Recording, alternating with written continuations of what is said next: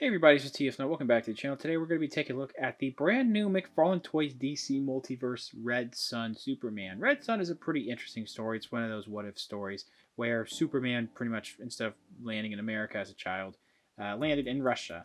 I'm sure a lot of you know this by now, but if you haven't read the story or don't know anything about this, I do recommend looking it up. It's a pretty interesting what-if story.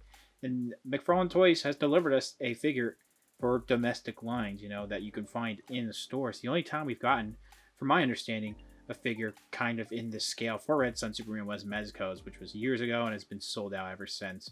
So it's cool that we at least have some type of alternate Superman that you guys have been, if you've been wanting a figure like this, can get it now, even if it is in the 7-inch scale, maybe a little bit too big for 6-inch collectors.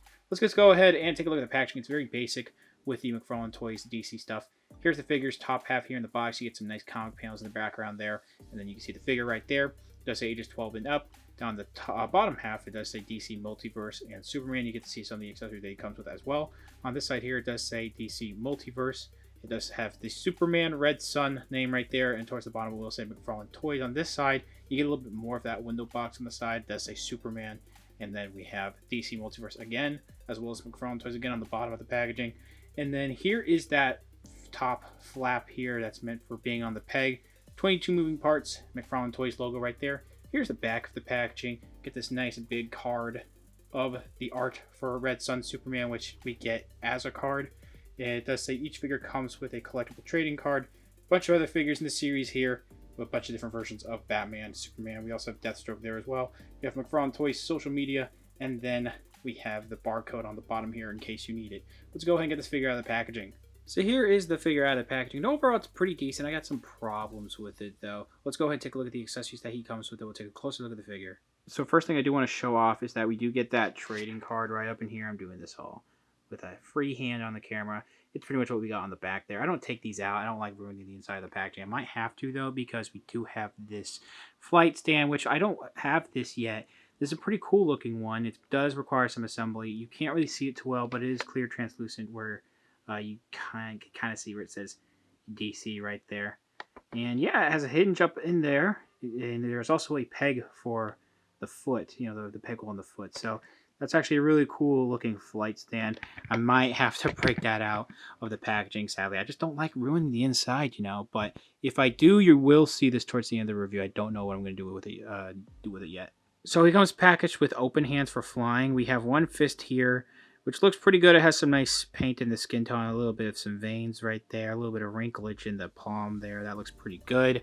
And then this one here, there's this weird seam line going on there with the hand. This is more of an open hand. It actually has a separated index finger there, so it's almost like he could hold a gun, but I don't know. I just wish this was also a fist. I guess this is meant for if he's going to grab someone and fly with them, but I just would have preferred a fist for punching. I want to say some of the sculpt is reused from the previous Superman figure, the basic one. I don't own that one, sadly, but this does look really nice. I'm going to give you a top-down view. I'll try to give you a quick 360. It's a pretty overall well-done figure. I think McFarlane Toys did a pretty good job. There's just some things that we'll talk about in a second that are kind of iffy. First of all, this head sculpt is fantastic. It looks really, really good. I think the sculpting and the paintwork, I'll have to get a little bit closer for you. Sculpting and paintwork are really top-notch. Seriously, there is a very little splotching. It kind of looks a little not great with that blue in the cowlick there, but it's not bad. It really isn't. Again, the sculpting itself, like that paint on the lips, the eyes are actually really nicely centered. The skin tone, the way that they painted it on there, it's really, really good. And the actual sculpt of the hair is very decent. He's got short hair. There's not much you can do there. It's kind of hard to, unless you have very minimal sculpt work, mess up the sculpt of a hair, and they did a really good job there. So kudos to them. And I think they did, again, pretty good job. We have the Soviet Union flag right here on the chest. It's actually painted and sculpted pretty nice. I want to say some of the blue is coming through because it's molded in blue and painted in red. I want to say some of the molding is coming through a little bit. You can see like right there on the hammer. You can see some blue on the side. Not a big deal though. It's not super easy to notice. They did a pretty good job with the sculpting overall. We do have some textures. This is why it makes me think that this has some reused parts from the previous Superman, because we have some textures here. I think that was with the Superman as well. I don't remember. Some of you in the comments might be roasting me for being wrong, but they do have some textures to vary up the sculpt up in there. Most of it is just in a smooth sculpt, though. You can see some muscles right there, and the abs and the chest, of course. We get a little bit of line work in some parts of the arm right here. It's a little hard to see. I try to back out. Right there, we have mostly wrinkles, though, and mostly muscles. It's just molded in this very, almost a grayish blue. Then we have this black armband going around the arm right there. The hands have some pretty good sculpting as well. These open hands, I think, were pretty decent. This ball peg usually is very distracting and kind of breaks up the sculpt just because it's a perfect circle, but it doesn't look too bad since it kind of blends in because it's the same skin tone.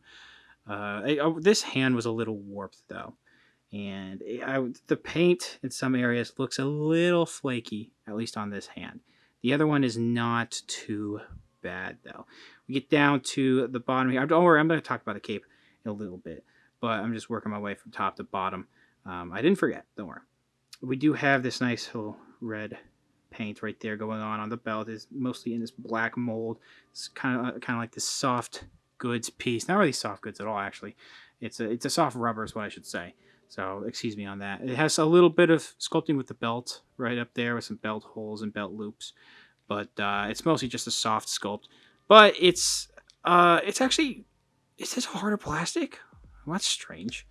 Yeah, it seems like it's harder. It still goes over the sculpt, but it's a harder plastic than with some of the figures that they do. It's usually, some of the stuff on here is a softer rubbery type of plastic, so that's interesting.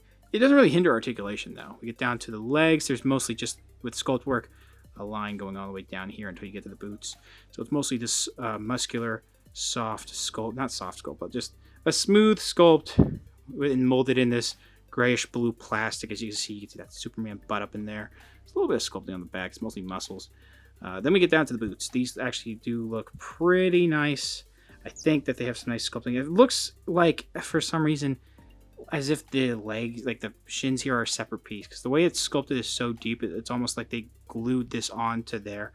I might be, I don't know. It doesn't seem like all one complete sculpt. That's not a bad thing. It's just you can see a little bit of gappage in there. It's not bad, though. Get down to the bottom of the feet, these ball pegs or whatever you want to call them. For the joints for the feet are a little ugly just because they're a perfect circle again. But down to the feet, there's not much detail on there except you do get some peg holes, and then we do have the top of the feet if you want to see that. The one thing I want to mention is that something's up with some of the plastic as if it was stressed coming off the factory right there. So that's kind of ugly looking. It's like that on the other side. I don't know how it's going to be with others, but that's just kind of not the greatest looking. It's only on the elbows, which is still disappointing, but they could be hidden pretty easily. We get to the back here. Let's talk about the cape. Cape looks pretty good. It's just a very basic, wrinkle sculpt, and it's a basic red, molded in red here. It's kind of soft, but it doesn't give too much give. It's not super heavy, though, so that's pretty good. If you're someone who desperately always needs soft goods capes, though, I don't think you're going to like it. I think it's fine, though. There's a little bit of sculpting with some wrinkles going around the neck up in there. I don't know if I talked about the neck itself, but you could definitely see some sculpting in the neck.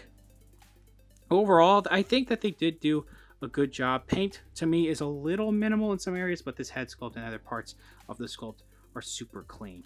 Articulation is very basic for some of these McFarlane Toys figures. So it seems a little limited, but it's a good amount of stuff. We do this for some reason it's really tight, but we do have a swivel here at the head, up and down. Let's have a little bit of a side-to-side motion right there. So it's on a bit of a ball hinge peg, or mostly a peg. There is no hinge. We do have forward and back, but it's very limited all the way around at the arms. And then we do go in and out. We do have an upper arm swivel right there at the bicep, and we have a single joint elbow that gets about 90 degrees. I wish it was a double joint, but oh well. It actually bends pretty well at the wrist, and it can swivel around like this. It also swivels at this part of the wrist, and it can hinge and whatnot. We do have a ball joint here. It can swivel. It goes a little bit forward and back. It's not really the greatest, but we do have a separate one here as well. So you get a little bit more forward and back, side to side, all of that out of the waist. Legs could, I do kind of wish this was a bit more soft because I feel like the legs should go a little bit further, but that honestly might be the furthest it goes. Back, not really a lot. The in and out is really good though, and there is very little. Technically, there is it's in here, but there's so much sculpt around it that it's no really real way to get this thigh swivel out of there, as you can see. I wish they would change that. Double joint knees, which I'm not bending it all the way, but they can. There we go. It can bend all the way like that. We do have a swivel here at the ankle, and we do have an up and down hinge. It does have the thigh swivel, and then I think I already talked about the hinge, yeah. And then we have a toe hinge that actually bends really far. So pretty good articulation overall. So for some quick size comparisons, I didn't bring out that many figures. On the left there, we have a standard size Marvel Legends figure. That is the Fallen One Silver Surfer that just got recently released for Walgreens. They're going to be shorter than 7-inch scale McFarlane Toys figures. But on the right, we have a figure from the same line. That is the Flashpoint Batman, which that figure actually is a tiny bit shorter than this Superman here.